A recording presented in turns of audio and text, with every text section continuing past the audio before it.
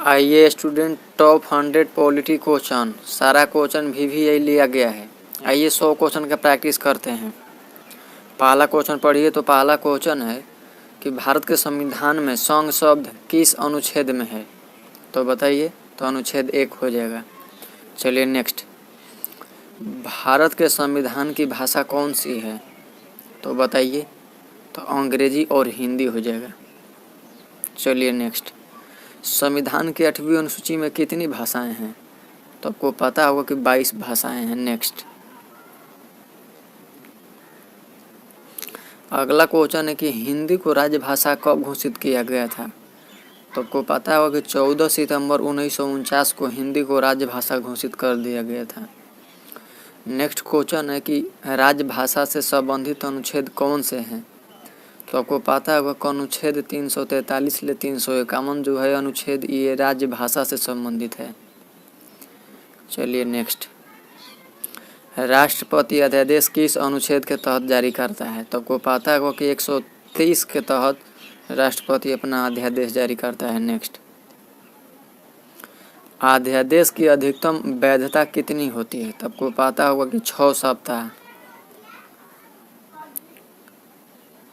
Next question है कि राष्ट्रपति अध्यादेश किसकी सलाह पर जारी करता है? तो मंत्रिपरिषद की सलाह पर जारी करता है। चलिए अगला क्वेश्चन देखिए। भारत का वित्तीय वर्ष कब से कब तक होता है?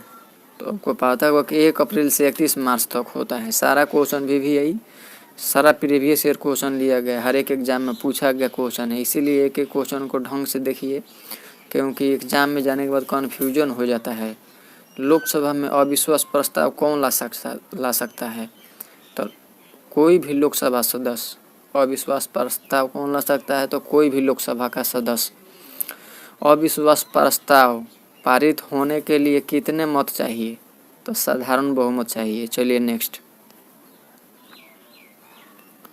अविश्वास प्रस्ताव किसके विरुद्ध लाया जाता है? तो मंत्रिपरिषद की विरुद्ध लाया जाता है।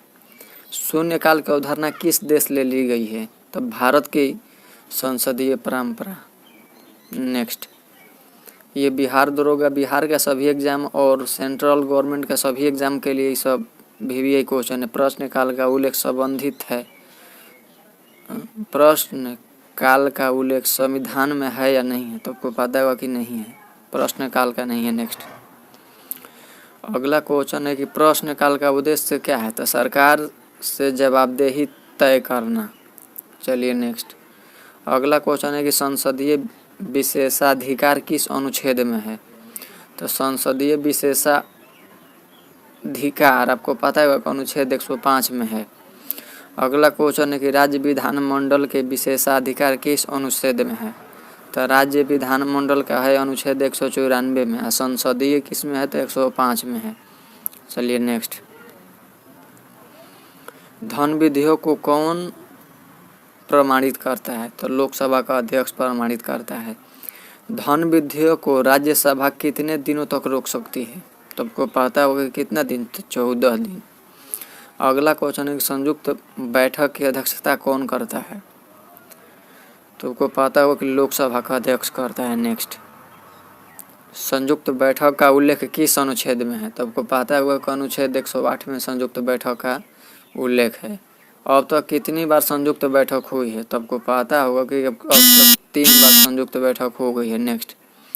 राष्ट्रपति का महाभियोग कौन शुरू कर सकता है? तो संसद का कोई भी सदस्य कर सकता है। संसद का कोई भी सदस्य नहीं। नेक्स्ट।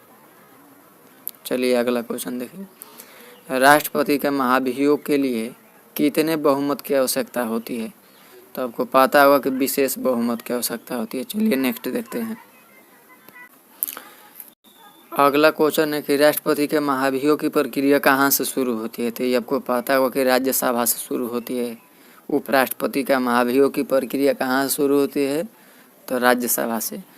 उपराष्ट्रपति का कार्यकाल कितना वर्ष होता है? तो आपको पता होगा कि 5 वर्ष का होता है। नेक्स्ट।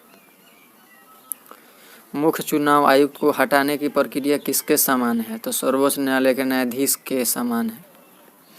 अगला क्वेश्चन है कि चुनाव आयोग में कितने सदस्य हो सकते हैं? तो एक या अधिक।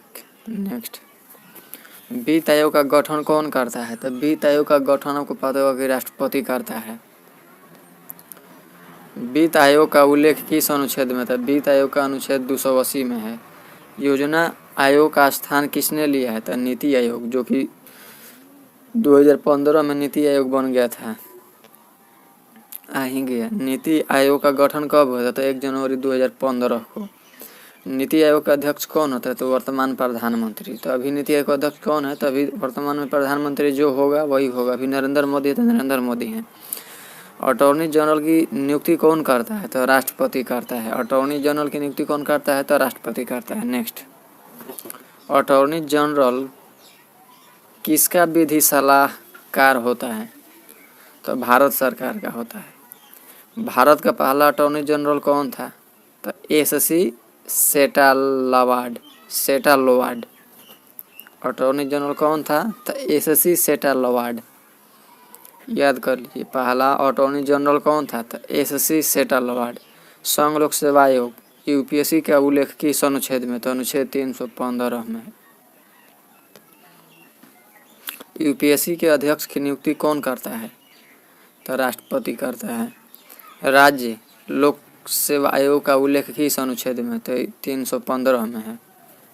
अगला क्वेश्चन है कि वित्त आयोग, यूपीएससी और चुनाव आयोग किस श्रेणी में आते हैं? तो संवैधानिक निकाय है। चलिए नेक्स्ट, राष्ट्रीय मानवाधिकार आयोग किस प्रकार का निकाय है? तो ये वैधानिक है। राष्ट्रीय मानवाधिकार कैसा है? तो ये वैधानिक है। केंद्रीय सतर्कता आयोग किस प्रकार का निकाय है? तो ये वैधानिक निकाय है। सीबीआई किस प्रकार का निकाय है? तो ये कार्यपालिका निकाय है। चलिए नेक्स्ट, लोकपाल की स्थापना किस वर्ष हुआ था? तो 2013 में हुआ था। लोकपाल की स्थापना 2013 में। लोकपाल किस प्रकार का निकाय है? तो वैधानिक निकाय है। राज्यपाल का वेतन किस कोष से दिया जाता है? तो संचित निधि से। राज्यपाल संचित निधि। चलिए नेक्स्ट, राष्ट्रपति का वेतन, तो राष्ट्रपति का वेतन संचित निधि से दिया जाता है। नेक्स्ट, नियंत्रक एवं महालेखा परीक्षक का उल्लेख किस अनुच्छेद में है? तो आपको पता है वो कि 148 में है। सीएजी की रिपोर्ट किसके समक्ष प्रस्तुत की जाती है? तो आपको पता होगा कि राष्ट्रपति के समक्ष प्रस्तुत की जाती है। नेक्स्ट, सीएजी को किसकी आंख और कान कहा जाता है? तो संसद की। संघ सूची, राज्य सूची और समवर्ती सूची किस अनुसूची में आते हैं? तो 7वीं अनुसूची में आ जाते हैं। नेक्स्ट, केंद्र राज्य संबंध किस भाग में है? तो भाग 11 में है। अंतर्राज्यीय परिषद का उल्लेख किस अनुच्छेद में है? तो अंतर्राज्यीय परिषद का उल्लेख 263 में है। राज्य पुनर्गठन आयोग का गठन कब हुआ था? तो राज्य पुनर्गठन 1953 में हुआ था। नेक्स्ट, भाषाई आधार पर राज्यों का गठन कब हुआ था? तो भाषाई आधार पर राज्यों का गठन 1956 में हुआ था। नया राज्य बनाने की शक्ति किसके पास है? तो आपको पता होगा कि संसद के पास है।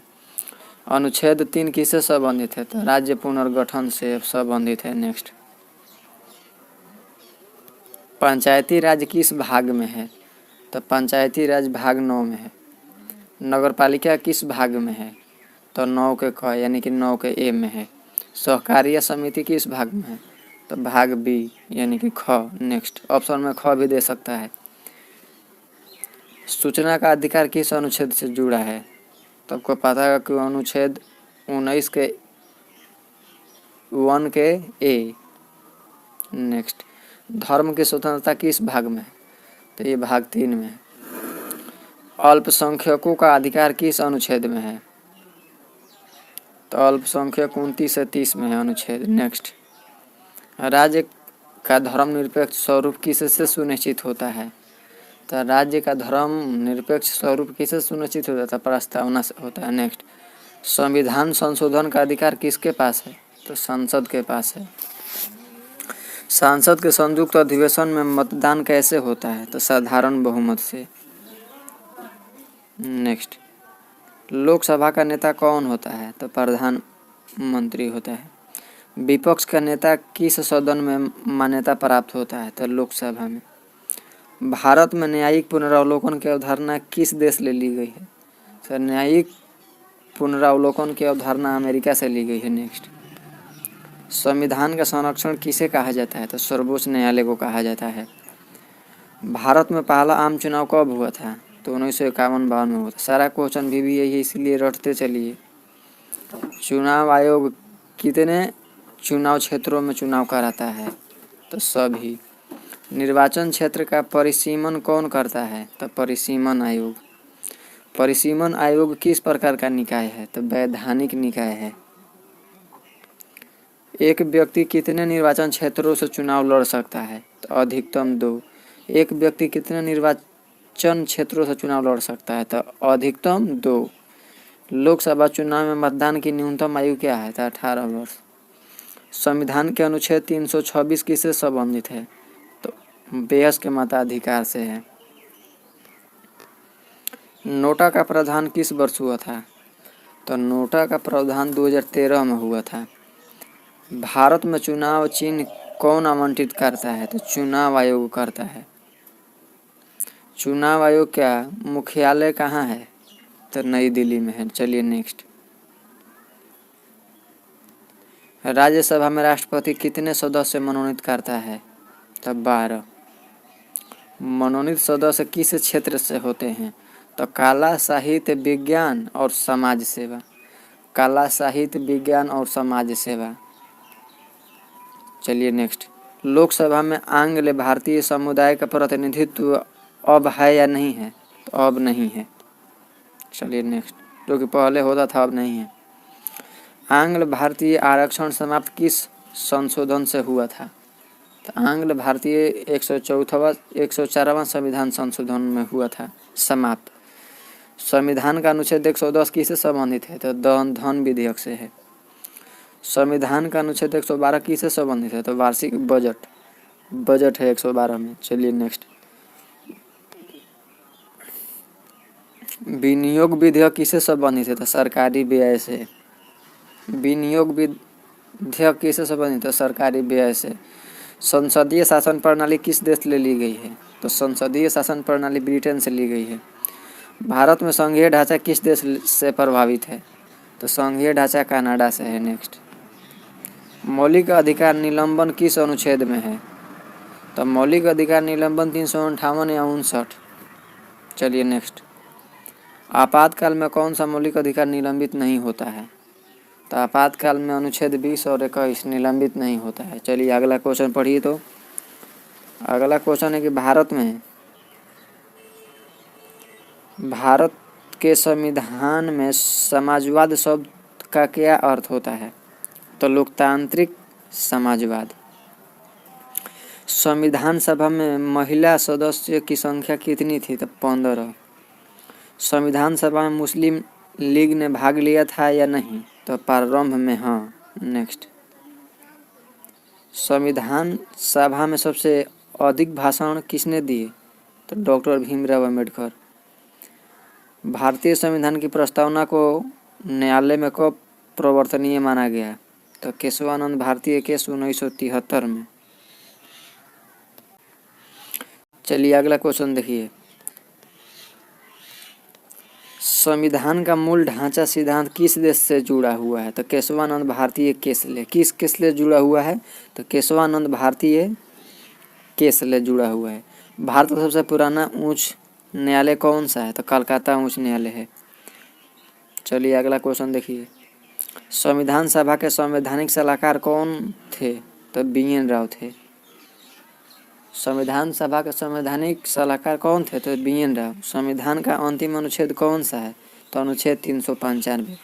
चलिए मिलते हैं नेक्स्ट वीडियो में। हम बाकी के लिए हमारे चैनल को सब्सक्राइब कीजिए और वीडियो को शेयर कीजिए। बिहार दरोगा, बिहार SSC सभी एग्जामों के लिए, क्योंकि बदलने वाला नहीं है पॉलिटी का क्वेश्चन। चलिए मिलते हैं नेक्स्ट वीडियो में, बाकी के लिए जय हिंद।